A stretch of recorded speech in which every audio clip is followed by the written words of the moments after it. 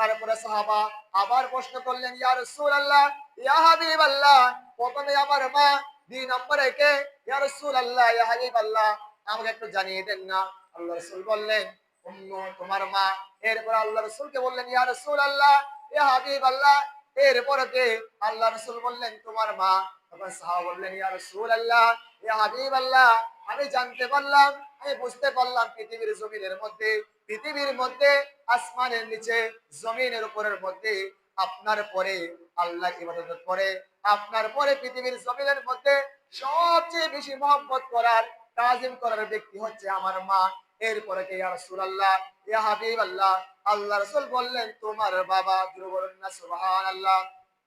তাহলে কি আল করুন, আল্লাহ রাব্বুল আলামিন আমাদেরকে বলতেছেন, হে আমার বান্দারা, পৃথিবীর জমিনের মধ্যে আমি তোমাদের সৃষ্টি করেছি, প্রেরণ করেছি, তোমরা একমাত্র এক আল্লাহ, এক ইলাহর ইবাদত করবা।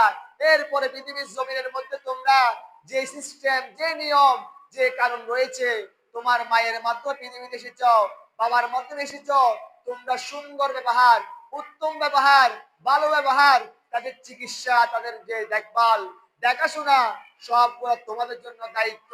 আল্লাহ রাসূল সাল্লাল্লাহু আলাইহি ওয়াসাল্লামকে আর সাহাবা প্রশ্ন করলেন, ইয়া রাসূলুল্লাহ, ইয়া হাবিবাল্লাহ, আমার বাবা, আমার মা পৃথিবীর জমিনের মধ্যে রয়েছে, আমার বাবা আমার সম্পদ নিয়ে, আমার সম্পদ তিনি ভোগ করতে চায়, আমার টাকা তিনি ভোগ করতে চায়, আমার পয়সা, আমার ধন সম্পদ আমার পিতা ভক্ষণ করতে চায়। ইয়া রাসূলুল্লাহ, ইয়া হাবিবাল্লাহ, আপনি একটু জানিয়ে দিন, আমার সম্পদের মধ্যে, আমার টাকার মধ্যে, আমার পয়সার মধ্যে কি আমার পিতার হক রয়েছে কিনা? ইয়া রাসূলুল্লাহ, ইয়া হাবিবাল্লাহ, আমাকে একটু জানিয়ে দিন। আল্লাহ রাসূল বললেন, হে আমার সাহাবা, তুমি শুনে নাও, জেনে নাও, পৃথিবীর জমিনের মধ্যে তোমার যে সম্পদ রয়েছে, টাকা রয়েছে, জায়গা রয়েছে, শক্তি রয়েছে, সবগুলোর উপর তোমার বাবার হক রয়েছে। জোরে বলুন না সুবহানাল্লাহ। আল্লাহ রাসূল বলতেছেন, তুমি কি শুনো নাই? তুমি কি জানো না?